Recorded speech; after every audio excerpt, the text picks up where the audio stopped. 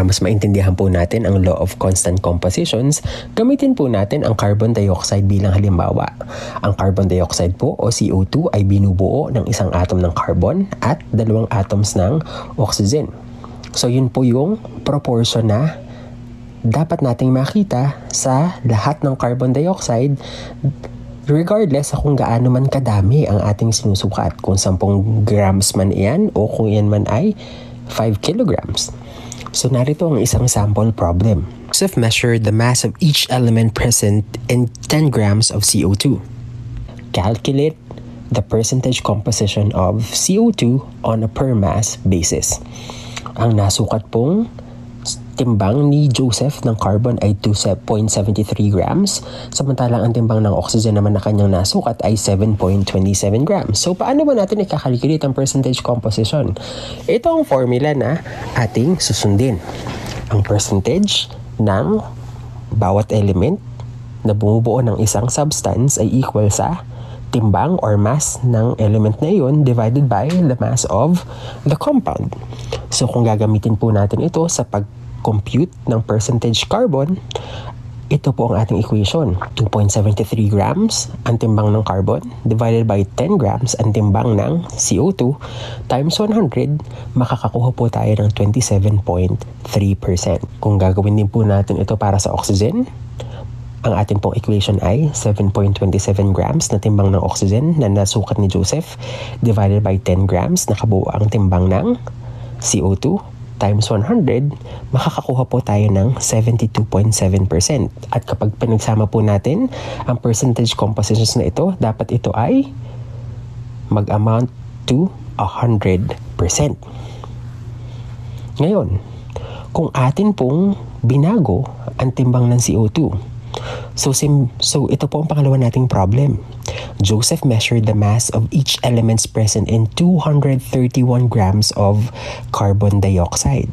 So, parehas din po ang pinagagawa sa atin. Calculate the percentage composition of CO2 on a per mass basis.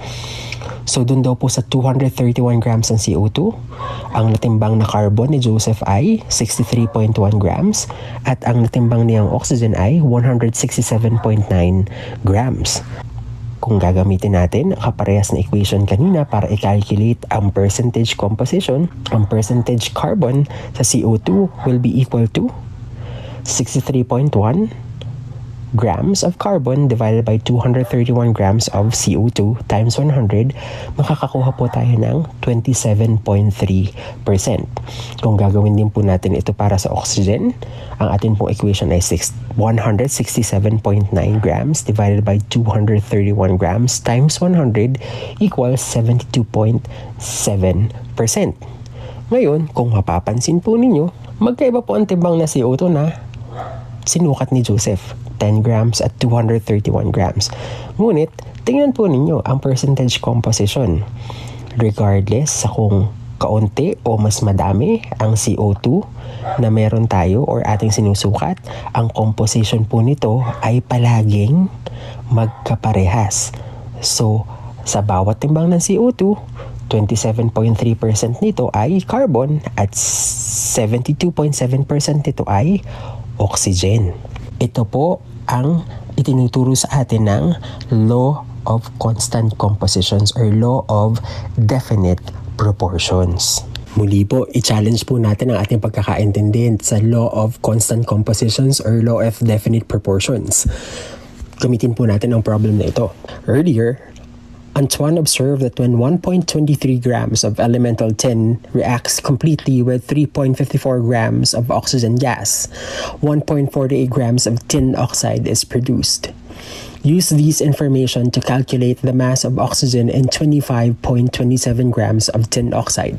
Kung inyo pong mapapansin, ang sample problem na ito ay pinaghahalo ang konsepto ng law of conservation of mass at ang law of constant compositions, kung saan ipinakita na bago ang chemical reaction, pinaghalo ni Antoine ang 1.23 grams ng tin at 3.54 grams ng oxygen.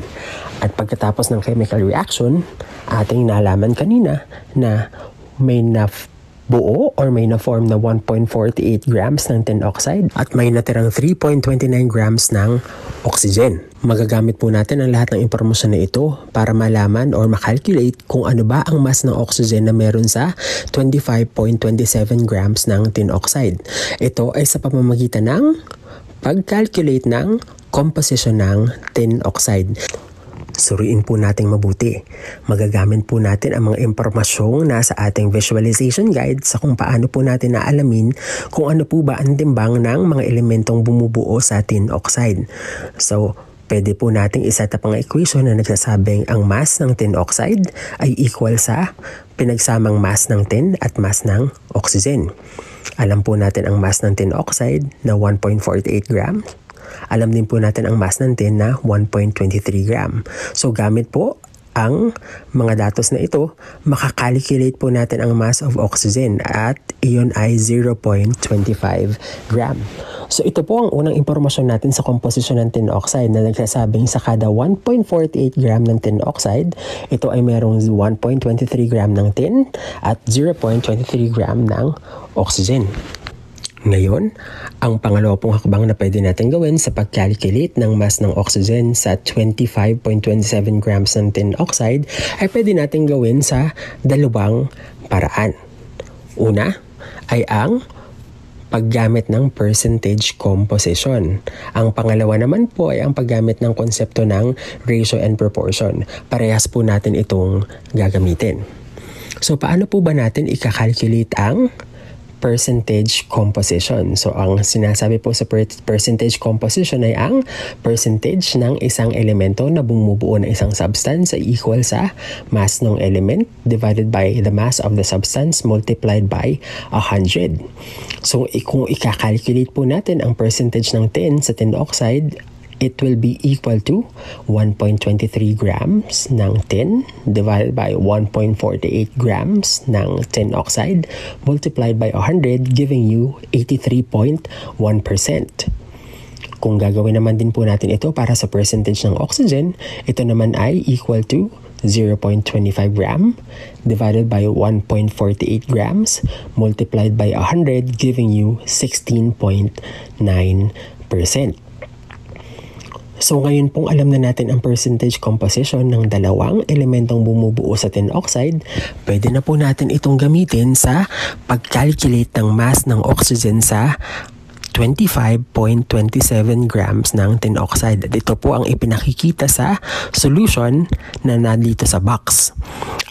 Muli, babalikan natin, ang percentage ng isang element ay equal sa mass of the element divided by the mass of the substance times 100. So by doing a rearrangement of the equation, ang formula to calculate the mass of oxygen will be the percentage of oxygen multiplied by the mass of tin oxide divided by 100.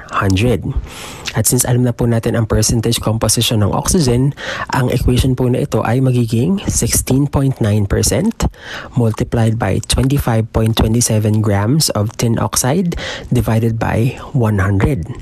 Ang makukuha po nating sagot dito ay 4.27 grams ng oxygen. So ito po ang pamamaraan ng paggamit ng percentage composition para malaman ang mass ng oxygen na meron sa 25.27 grams ng tin oxide. Ito po ang longer method.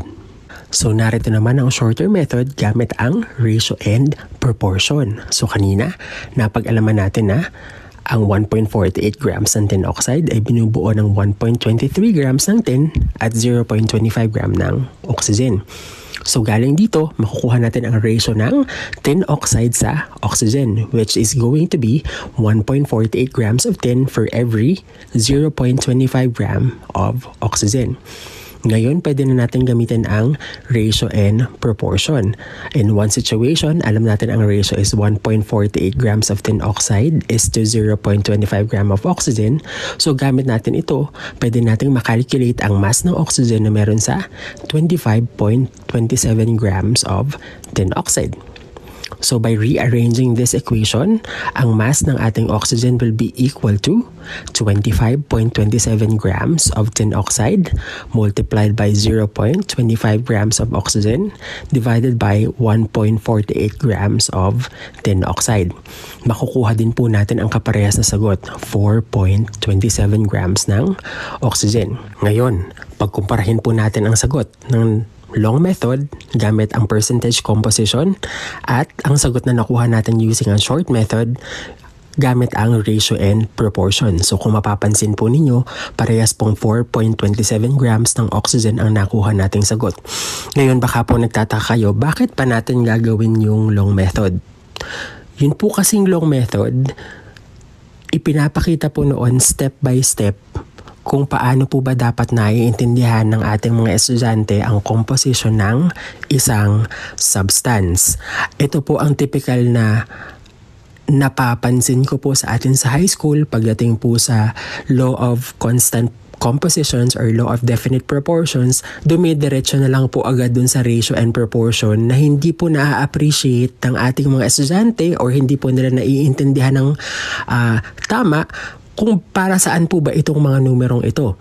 So by showing them the longer method using percentage composition, mas magkakaroon po sila ng appreciation doon sa itinuturo ng law of definite proportions na kahit ano paman ang timbang ng isang substance, ang ratio o ng mga atoms or elements na bumubuo dito ay palaging constant. Muli po, atin pong i-challenge ang ating pagkakaintindi sa law of constant compositions or law of definite proportions.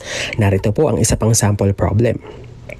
What masses of tin and oxygen are required to form 582 grams of tin oxide? So paano po ba natin ito isosolve? Isang pamamaraan na pwede po natin gawin ay ang paggamit ng percentage composition na ating nakalculate kanina, kung saan ating napag-alaman na ang percentage ng tin sa tin oxide ay 83.1% at ang percentage ng oxygen ay 16.9%.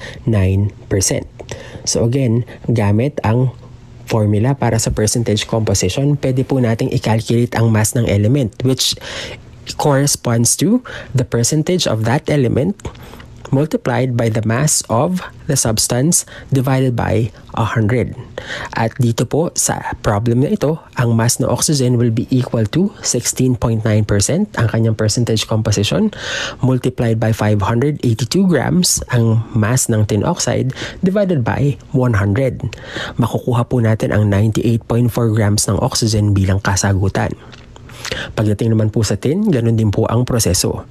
So 83.1% of tin multiplied by 582 grams. Ito po yung, again, timbang ng tin oxide. Divide the product by 100, makakakuha po tayo ng 483.6 grams of tin. Ngayon, gamitin naman po natin ang faster method, ang ratio and proportion method. So kanina po, ating napag-alaman na ang ratio ng tin oxide to oxygen ay 1.48 grams for every 0.25 gram. So makakalculate po natin ang oxygen gamit ang itong equation na naka-flash sa screen, kung saan ang 582 grams ng tin oxide kapag minultiply ng 0.25 gram of oxygen at dinivide ng 1.48 grams of tin oxide, makukuha po natin ang 98.4 grams of oxygen. Kaparehas po ng sagot na nakuha natin gamit ang percentage composition method. Pwede din po natin gamitin itong ratio and proportion method para i-calculate ang mass ng tin na kailangan para mag-form ng 582 grams ng tin oxide. So ang ratio po ng tin oxide sa tin ay 1.48 grams for every 1.23 grams. So using the same equation, 582 grams of tin oxide multiplied by 1.23 grams of tin divided by 1.48 grams of tin oxide, makukuha po natin ang 483.6 grams ng tin. Kaparehas din po ng sagot na makukuha natin sa percentage composition method. So gaya po ng naunang sample problem, parehas lang din po ang sagot na makukuha natin mapa percentage composition man or ratio and proportion methods ang ating gamitin. Ito po ay dahil sa law of constant compositions or law of definite proportions.